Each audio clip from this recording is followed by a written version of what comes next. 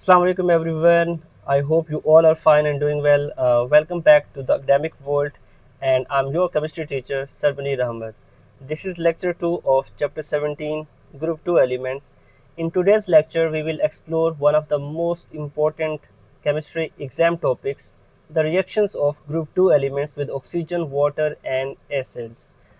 I will explain each reaction step by step, including the equations, trends, and the concepts behind them. So make sure you stay till the end because these reactions are frequently tested in board exams and competitive exams. So let's start with the reactions of group 2 elements with oxygen at first. So dear students, अगर हम group 2 elements की बात करें तो हम इनको alkaline earth metals भी बोलते हैं. सो मेटल्स को हम एम से रिप्रेजेंट करते हैं. इनका रिएक्शन जब हम ऑक्सीजन के साथ करवाते हैं तो डियर स्टूडेंट्स आपने हमेशा ये बात याद रखनी है कि जो ऑक्सीजन है ये मॉलिक्यूलर फॉर्म में एग्जिस्ट करता है, तो इसलिए हम यहाँ पे O2 लिखेंगे. सो तो इससे प्रोडक्ट में क्या बनेगा, मेटेलिक ऑक्साइड बन जाएगा, हमारे पास MO बनेगा. डियर स्टूडेंट्स MO इस वजह से बनेगा क्योंकि मैं आपको बता देता हूँ कि अगर हम अल्कलाइन अर्थ मेटल्स जो कि ग्रुप 2 के मेटल्स हैं इनकी बात करें तो इन पे चार्ज होता है 2 पॉजिटिव, क्योंकि they have the ability to lose 2 electrons, so they get 2 positive charge. जब हम इनका रिएक्शन ऑक्सीजन के साथ करवाएंगे तो ऑक्सीजन पे चार्ज है 2 नेगेटिव, तो इसका मतलब है कि 2 पॉजिटिव क्या करेगा, 2 नेगेटिव को कैंसिल कर देगा. इसका मतलब है प्रोडक्ट में क्या बनेगा, MO बनेगा. इक्वेशन को बैलेंस करने के लिए अगर हम एरो के लेफ्ट हैंड साइड पे देखें 2 ऑक्सीजन है तो राइट हैंड साइड पे भी 2 करने के लिए हम यहाँ पे 2 लिख देंगे. इसी तरह से यहाँ से मेटल्स 2 हो जाएंगे यहाँ पे, तो हम यहाँ पे भी रिएक्शंस को बैलेंस करने के लिए 2 लिख देंगे. सो अब हम एग्जांपल्स की बात करते हैं. फॉर एग्जांपल अगर हम ग्रुप 2 एलिमेंट्स की बात करें तो सबसे पहले जो हमारे पास एलिमेंट आता है वो है बेरिलियम. सो डियर स्टूडेंट्स आपने हमेशा ये बात याद रखनी है कि जो हमारे पास ग्रुप 2 के एलिमेंट्स हैं या ग्रुप 2 के मेटल्स हैं ये सॉलिड फॉर्म में होते हैं, तो इसलिए आपने इसकी स्टेट को शो करना है स्मॉल s से विद इन ब्रैकेट. और ऑक्सीजन की बात करें तो ये किस फॉर्म में होती है, गैस की फॉर्म में, तो आपने इसके लिए इसकी स्टेट को शो करना है स्मॉल g से. डियर स्टूडेंट्स अगर हम बात करें मेटेलिक ऑक्साइड की तो ये होंगे सॉलिड फॉर्म में, तो हम इसके साथ लगा देंगे स्मॉल s लगा देंगे. सो डियर स्टूडेंट्स अगर हम ग्रुप 2 एलिमेंट्स के वेरी फर्स्ट एलिमेंट बेरिलियम की बात करें तो बेटा बेरिलियम ऑक्सीजन के साथ रूम टेम्परेचर पे रिएक्शन नहीं करता, तो फिर इसका रिएक्शन कहाँ पे होगा, हाई टेम्परेचर पे. अब टेम्परेचर की वैल्यू कितने हमारे पास, वो है अबव 600 डिग्री सेल्सियस. अगर हम बेरिलियम का रिएक्शन ऑक्सीजन के साथ अबव 600 डिग्री सेल्सियस करवाएंगे तो हमारे पास बेरिलियम ऑक्साइड की एक प्रोटेक्टिव लेयर बन जाती है जो कि बेरिलियम को कोरोजन से बचाती है. So dear students this beryllium oxide layer protects the beryllium from corrosion. तो इस तरह से बेरिलियम जो है वो रूम टेम्परेचर पे रिएक्शन नहीं करता बल्कि हाई टेम्परेचर पे ही करेगा, और जब ये कर जाएगा रिएक्शन तब भी ये प्रोटेक्टिव लेयर बनाएगा, फर्दर ये रिएक्ट नहीं करेगा. सो इस तरह से बेरिलियम को हम ऑक्सीजन के साथ रिएक्ट करवा के बेरिलियम ऑक्साइड बनाते हैं ताकि हम बेरिलियम को कोरोजन फ्री बना सकें. सो डियर स्टूडेंट्स अगर हम बाकी ग्रुप 2 के एलिमेंट्स की बात करें जिसमें हमारे पास बेरिलियम के बाद मैग्नीशियम आ जाता है, तो अगर हम मैग्नीशियम का रिएक्शन ऑक्सीजन के साथ करवाएंगे तो हमारे पास जो फ्लेम का कलर है वो क्या आ जाएगा, वाइट आ जाएगा. जैसा कि आप यहाँ पे देख सकते हो कि फ्लेम का कलर क्या है, white, in case of magnesium. So dear students अगर हम नेक्स्ट एलिमेंट की बात करें बेरिलियम के बाद मैग्नीशियम, और मैग्नीशियम के बाद आता है कैल्शियम. सो कैल्शियम के फ्लेम का जो कलर होगा आफ्टर रिएक्टिंग विद ऑक्सीजन वो क्या होगा, ब्रिक रेड. तो जैसा कि आप यहाँ पे देख सकते हो कैल्शियम के फ्लेम का कलर क्या है, ऑरेंज रेड, और you can call it brick red. उसके बाद कैल्शियम के बाद जो नेक्स्ट हमारे पास अल्कलाइन अर्थ मेटल है वो है स्ट्रोंशियम, और इसका ऑक्सीजन के साथ जब रिएक्शन करवाया जाता है तो इसके फ्लेम का कलर क्या आएगा, रेड. जैसा कि आप यहाँ पे डायग्राम में भी देख सकते हो, स्ट्रोंशियम के फ्लेम का कलर क्या है, रेड कलर। लास्ट स्ट्रोंशियम के बाद जो लास्ट है हमारे पास ग्रुप 2 एलिमेंट, वो है बेरियम, जिसके फ्लेम का कलर क्या होगा, ग्रीन, या फिर आप इसको एप्पल ग्रीन भी बोल सकते हो। So dear students, these were the reactions of alkaline earth metals with oxygen.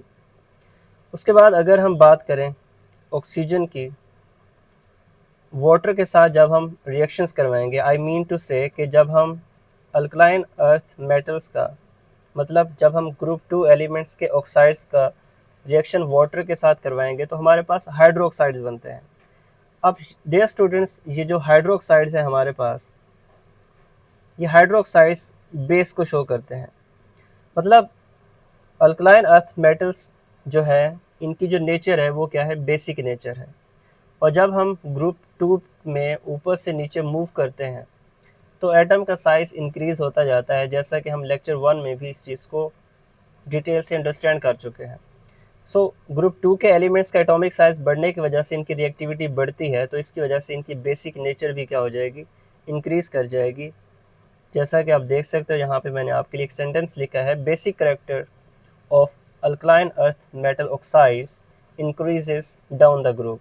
So dear students, आपने इस पॉइंट को बहुत ही अच्छे से याद रखना है। ये आपसे बोर्ड एग्ज़ाम्स में MCQs में पूछा जा सकता है। और आपने स्पेशली MCAT ECAT में आपसे ग्रुप 2 एलिमेंट्स के ऑक्साइड्स का जो कलर है, इनके फ्लेम का जो कलर है, वो आपसे MCQs में पूछा जा सकता है। तो आपने इसको as a multiple choice question अच्छे से याद रखना है। डियर स्टूडेंट्स, नेक्स्ट है हमारे पास reactions of group 2 elements with water. So water के साथ अगर हम इसके रिएक्शन की बात करें तो वेरी फर्स्ट, सबसे पहले अगर हम देखें तो हमारे पास ग्रुप 2 एलिमेंट्स को हम किस से शो करते हैं। फॉर एग्जांपल ग्रुप 2 मेटल्स को हम M से रिप्रेजेंट करते हैं। जब हम इनका रिएक्शन करवाएंगे H2O वाटर के साथ तो हमारे पास हाइड्रोक्साइड्स बन सकते हैं या फिर मेटालिक ऑक्साइड्स भी बन सकते हैं इन सम केसेस, जैसा कि मैं आपको बताऊंगा अभी से इन केस ऑफ मैग्नीशियम। सो जब भी ग्रुप 2 मेटल्स का रिएक्शन वाटर के साथ करवाया जाता है तो हमारे पास जो प्रोडक्ट बनता है वो बनता है मेटालिक हाइड्रोक्साइड्स। सो अगर हम बात करें हाइड्रोजन की, तो राइट हैंड साइड पे 2 हाइड्रोजन है, जबकि लेफ्ट हैंड साइड पे ओनली 1 हाइड्रोजन है। सो डियर स्टूडेंट्स, इक्वेशन को बैलेंस करने के लिए हम यहाँ पे 2 लगा देंगे, तो इस तरह से यहाँ पे हाइड्रोजन 4 हो जाएंगे। और यहाँ पे अगर हम बात करें हाइड्रोक्साइड्स की, तो इसके साथ हाइड्रोजन गैस भी बनेगी यहाँ पे। तो इस तरह से ये इक्वेशन क्या हो जाएगी, बैलेंस हो जाएगी। मैंने आपको ऑलरेडी बताया था बेटा कि ये जो हमारे पास ग्रुप 2 के मेटल्स हैं ये सॉलिड फॉर्म में होते हैं और वाटर किस फॉर्म में होगा, लिक्विड फॉर्म में। तो जब हम लिक्विड वाटर में किसी भी मेटल को ऐड करेंगे तो हमारे पास जो प्रोडक्ट बनेगा उसमें जो हाइड्रोक्साइड्स हैं ये एक्वस फॉर्म में होंगे। और इसके अलावा जो हमारे पास ऑक्सीजन हाइड्रोजन गैस जो कि इस रिएक्शन में रिलीज़ होगी वो गैस के फॉर्म में होगी।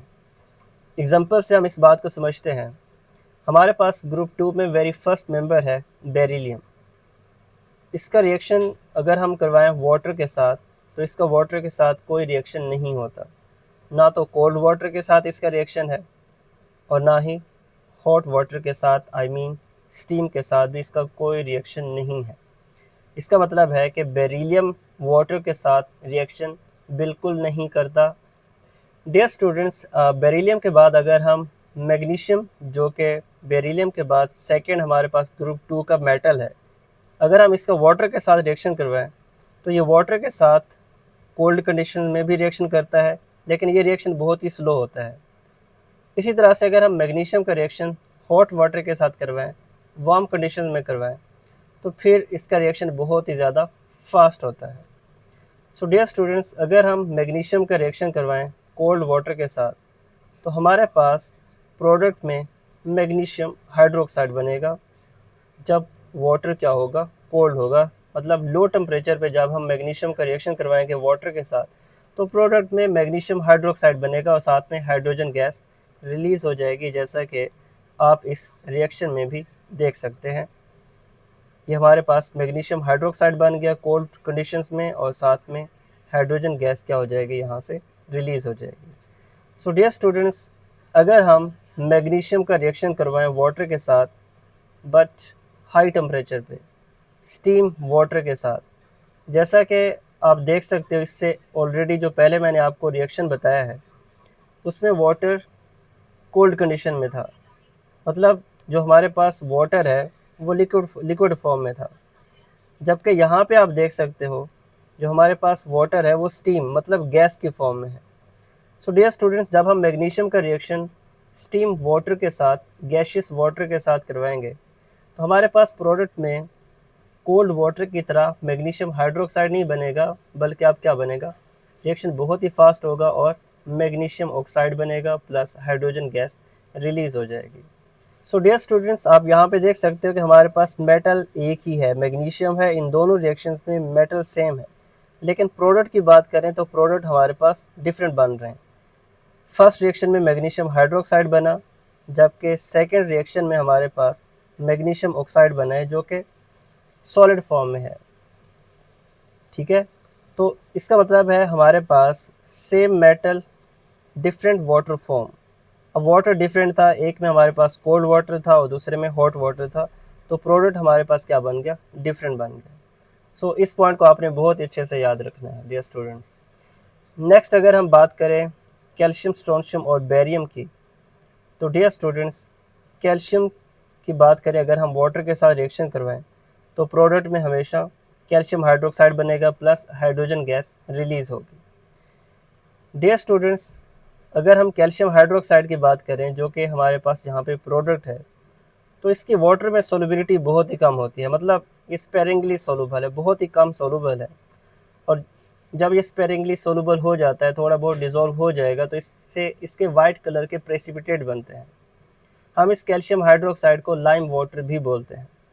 डियर स्टूडेंट्स, जैसा कि आप इस डायग्राम में देख सकते हो, इस डायग्राम में वाटर के अंदर जैसे ही हम कैल्शियम को ऐड करेंगे तो हमारे पास कैल्शियम हाइड्रोक्साइड जो है ये प्रेसिपिटेट्स बनाना शुरू कर देगा, जैसा कि आप यहाँ पे देख सकते हो प्रेसिपिटेट्स बने हुए नज़र आ रहे हैं आपको। मतलब कैल्शियम जो है वो वाटर के अंदर 100% डिज़ोल्व नहीं होता, पार्शली डिज़ोल्व होता है। सो डियर स्टूडेंट्स, ये थे हमारे पास ग्रुप 2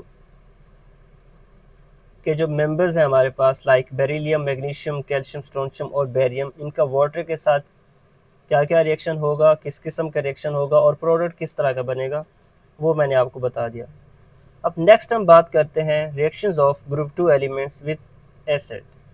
सो डियर स्टूडेंट्स, ये आपने ऑलरेडी ओ लेवल्स में, और अगर आपने पहले मैट्रिक किया हुआ है तो आपने ऑलरेडी ये पढ़ चुके हो 10th क्लास की केमिस्ट्री में, कि जब भी हम एसिड का रिएक्शन किसी मेटल के साथ करवाएंगे तो हमारे पास जो प्रोडक्ट है वो हमेशा सॉल्ट बनेगा प्लस हाइड्रोजन।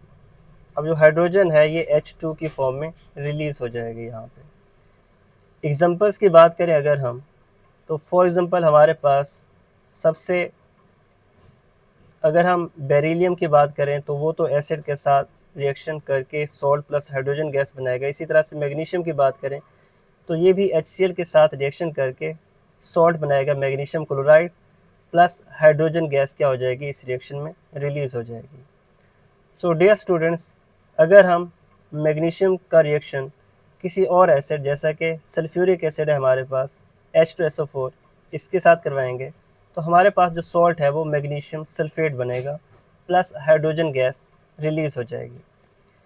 इसी तरह से अगर हम नेक्स्ट ग्रुप 2 के एलिमेंट की बात करें जो कि है हमारे पास कैल्शियम, अगर हम कैल्शियम का रिएक्शन करवाएं एसिड के साथ तो प्रोडक्ट में हमारे पास सॉल्ट बनेगा कैल्शियम क्लोराइड प्लस जो गैस रिलीज़ होगी इस रिएक्शन में वो होगी हाइड्रोजन गैस।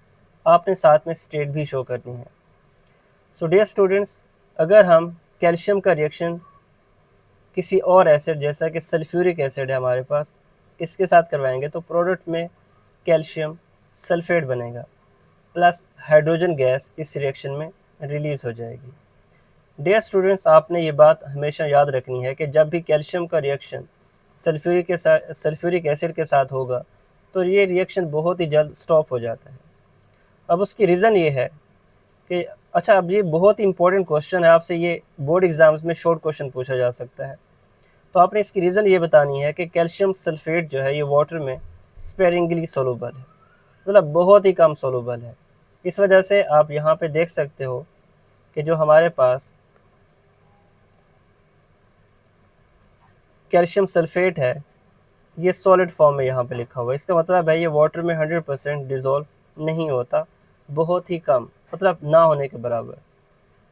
तो आप कह सकते हो कि ये रिएक्शन इसलिए जल्दी स्टॉप हो जाता है क्योंकि कैल्शियम सल्फेट स्पेरिंगली सोलूबल है और ये क्या करेगा, मेटल की सरफेस को कोट कर देगा।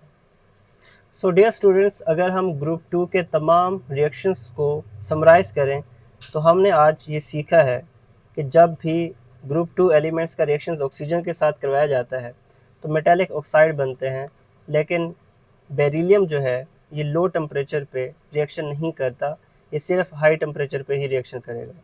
सो डियर स्टूडेंट्स, जब हमने ऑक्सीजन के बाद सेकेंड रिएक्शन जो कि वाटर के साथ करवाया था तो उसमें हमने देखा था कि बेरिलियम तो बिल्कुल भी रिएक्शन नहीं करता और मैग्नीशियम जो है ये बहुत ही स्लो रिएक्शन करता है, मतलब कोल्ड वाटर के साथ इसका स्लो रिएक्शन है। अगर हम स्टीम मतलब हॉट वाटर के साथ गैशियस फॉर्म में अगर हमारे पास वाटर है तो तब ये रिएक्शन करके तब ये फास्ट रिएक्शन करता है, बट कोल्ड कंडीशन में रूम टेम्परेचर पे इसका रिएक्शन स्लो है। इसी तरह से कैल्शियम, स्ट्रोंशियम और बेरियम का जो रिएक्शन है वो बहुत ही ज़्यादा विगरस होता है।